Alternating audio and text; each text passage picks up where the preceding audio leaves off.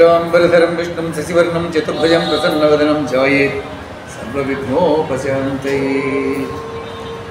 अगजाननपद्मार्कं गजाननमहर्निशम् अनेकदन्तं भक्तानाम् एकदं तम् उपास्महे। जय गजानन महाराज की। यस्य वो नामरूपाभ्यां या देवी सर्वमंगला तयो संस्मरणात् पुंसां सर्वतो ते मंगलम्। गुरु ब्रह्मा गुरु विष्णु गुरुदेवो महेश्वरः गुरु साक्षात् परब्रह्म तस्मै श्री गुरवे नमः। श्री गुरुभ्यो नमः। हरि ओम। శివానందలహరి 34 శ్లోకాలు చెప్పుకున్నాము. 35వది శంకర భగవత్పాదుల వారు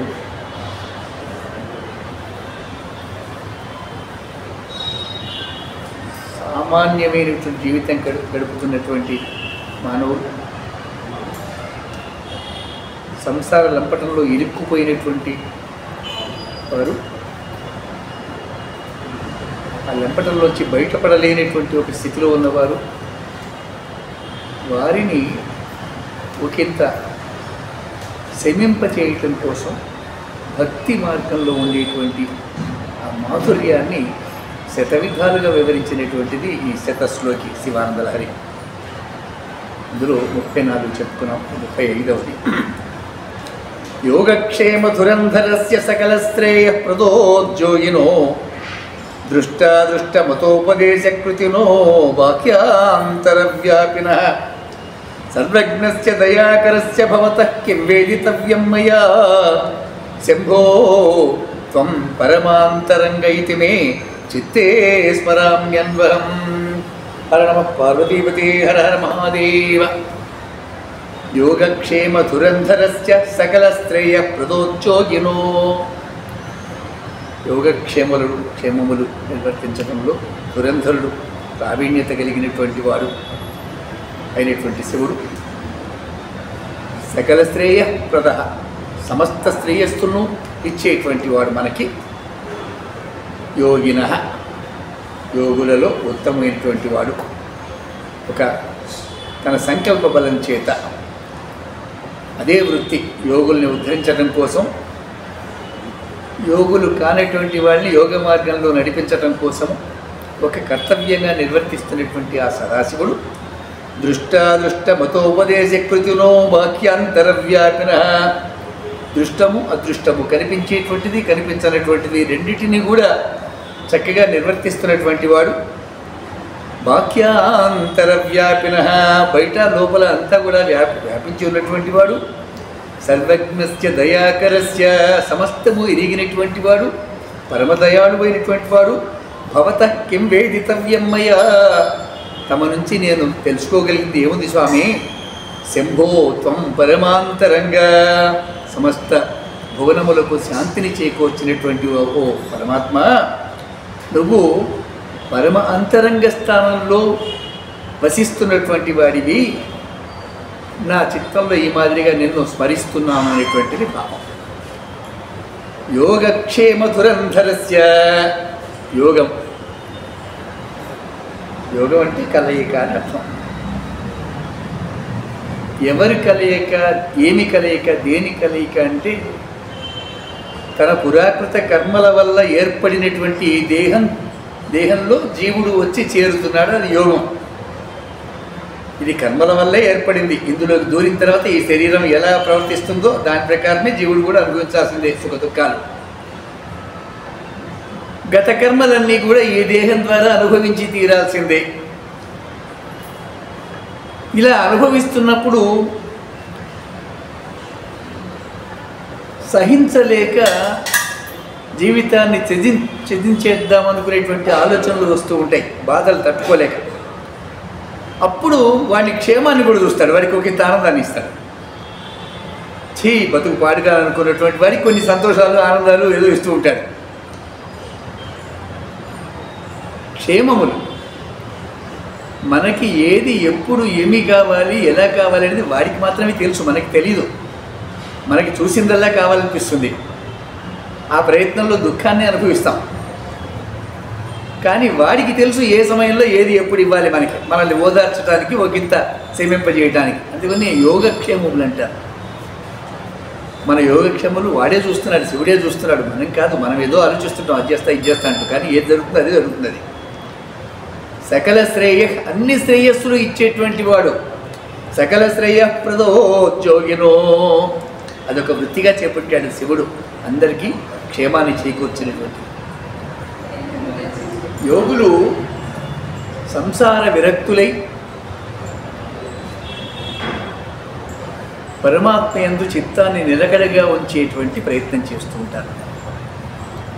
మనకి నిలకడగా ఉండదు, ఒక 5 సెకండ్లో 10 సెకండ్లో ఉంటుంది కాసేపు భగవంతుడి మీద, మిగతా అప్పుడు మళ్ళీ మన సంసారమే మనల్ని లాగేస్తూ ఉంటుంది. అత్యంత బలమైన ఈ ప్రకృతి మహామాయ మనల్ని పరమాత్మ వైపుకి నడిపించకుండా వెనక్కి లాగుతూ ఉంటుంది సంసారంలోకి. ఆ సంసారంలోంచి బయటికి లాగేందుకు సద్గురువు ప్రయత్నం చేస్తూ ఉంటాడు. గురువు దక్షిణామూర్తి. అమ్మవారు మహామాయ సంసారంలోకి లాగుతుంది, సద్గురువు అనేటువంటి దక్షిణామూర్తి సంసారంలోంచి బయటికి లాగుతాడు. ఈ ఇద్దరు అటు ఇటు లాగుతుంటే వీడు నలిగిపోతుంటాడు. ఎవరు గెలుస్తారో తెలియదు. మనస్సు సద్గురు వైపుకు వెళ్తే మెల్లిగా సంసారం పట్ల విరక్తులవుతాడు. మనస్సు ప్రకృతి పట్ల అయితే మోహం ఎక్కువైపోయి ఇందులోనే ఇక్కడే పుడుతూ చస్తూ ఎన్నో వేల జన్మలు గడిచిపోతుంటాయి. ఆ యోగ మార్గంలో స్థిరమైనటువంటి నిరంతర సాధన చేస్తే తప్ప అర్థం కాదు. మనస్సును నిలకడగా ఉంచలేం కాబట్టి అష్టాంగ యోగ విధానం చెప్పబడింది మనకి. శరీరాన్ని అదుపు చేస్తే మనస్సు కూడా కొంత అదుపులోకి వస్తుంది. శరీరాన్ని వశం చేసుకోవడం కోసమే అనేక రకాల ఆసనాలు చెప్పబడ్డాయి. కాలానుగుణంగా ఏ కాలంలో ఏ ఆసనాలు వేయాలి, ఎవరు వేయాలి, ఎక్కడ వేయాలి, వారి వయసు ఎంత, ఇవన్నీ గురువు ద్వారా నేర్చుకుని శరీరాన్ని అదుపు చేసుకోవటం. ముందు శరీరాన్ని అదుపు చేసిన తర్వాత శరీరంలో సంచరిస్తున్న పంచభూతాల మీద కూడా అదుపు లభిస్తుంది. పంచభూతాల్ని ఎవడైతే శరీరంలో అదుపు చేస్తాడో వాడే ప్రకృతిని శాసించగలుగుతాడు, వాడే యోగి. పంచభూతాలకి వశమై ఉన్నాం మనం, వాటిని మనం వశం చేసుకోవటమే యోగం. అటువంటి యోగులకి సదా సమస్తము శ్రేయస్సును కలిగించేటువంటి వాడు ఈశ్వరుడు. దృష్టాదృష్టమతోపదేశ కృతినో వాక్యాంతరవ్యాపిన. దృష్ట అదృష్ట, కనిపించేటువంటిది కనిపించనటువంటిది, కనిపిస్తున్న యావత్తు విశ్వము జడముగా చెప్పబడుతోంది. ఈ జడాన్ని కదిలిస్తూ చైతన్యంతో నింపినటువంటి వాడు కనిపించడు వాడు. కనిపించే విశ్వము, కనిపించనటువంటి చైతన్యము, ఈ రెండింటిని సరిగ్గా బ్యాలెన్స్గా నిర్వర్తిస్తున్నాడు. బాహ్య అంతరవ్యాపిన, విశ్వమంతా వ్యాపించి ఉండి, విశ్వంలో ఉండే దేహాల్లో కూడా వ్యాపించి ఉండి, విశ్వానికి ఆవల కూడా వ్యాపించి ఉన్నాడు వాడు. విశ్వం ఆవల ఏముందో ఎవరికి ఊహకు కూడా అందదు, విశ్వానికి అందదు మనకి. విశ్వంలో ఒక చిన్న పార్ట్ కూడా మనం పూర్తిగా తెలుసుకోలేము. అనంతమైన ఈ విశ్వమంతా వ్యాపించి ఉండి విశ్వానికి ఆవల కూడా ఉన్నాడు. విశ్వంలో నిండి ఉన్నటువంటి నిర్జీవ పదార్థాలన్నింటిలో కూడా వ్యాపించి ఉన్నాడు. జీవులందరిలోనూ అంతరంగంగా ఉన్నాడు, నిర్జీవ పదార్థాల్లో కూడా ఉన్నాడు. వాటి ఆకర్షణ అదే. ఇది బాగుంది అనిపించింది, దాన్ని పొందటం కోసం కష్టపడో, దొంగతనం చేసో, డబ్బు సంపాదించో, ఎత్తుకొచ్చో, అది ఎలాగైనా పొందాలనేటువంటి కోరిక నీరు ఎందుకు కలుగుతోంది? అది ఆకర్షణ. అదే పరమాత్మ నిర్జీవ పదార్థాల్లో కూడా వ్యాపించి ఉన్నది. అది అంతటా వ్యాపించి ఉన్నటువంటి వాడు బాహ్యాంతరవ్యాపిన సర్వజ్ఞస్య, సమస్తము తెలిసినటువంటి వాడు ఒక్కడే. శివుడు మాత్రమే విశ్వమంతా కూడా తెలిసినటువంటి వాడు. విశ్వంలోని సమస్త చరాచర జగత్తంతా కూడా చక్కగా పిన్ పాయింట్ వరకు కూడా సూది మొనలో ఏముందో కూడా చెప్పగలిగేటువంటి జ్ఞానం శివుడికి మాత్రమే ఉంటుంది, మిగతా వరకు ఉండదు. అటువంటి వాడిని సర్వజ్ఞస్య, సమస్త శాస్త్రాలు, సమస్త కళలు, సమస్త విశ్వము, సమస్త పదార్థాలు, విశ్వము, విశ్వానికి ఆవల ఉండేటువంటి భువన బ్రహ్మాండాలు ప్రతి ఒక్కటి కూడా ఆయన కర్తలామలకం. ఆయన చెప్తేనే తెలుస్తున్నాయి. ఈ పురాణాలన్నీ ఆయన చెప్పినవే. సృష్టి ఆదిలో 4 కోట్ల శ్లోకాలతో శివపురాణం చెప్పబడింది. శివుడు చెప్పాడు.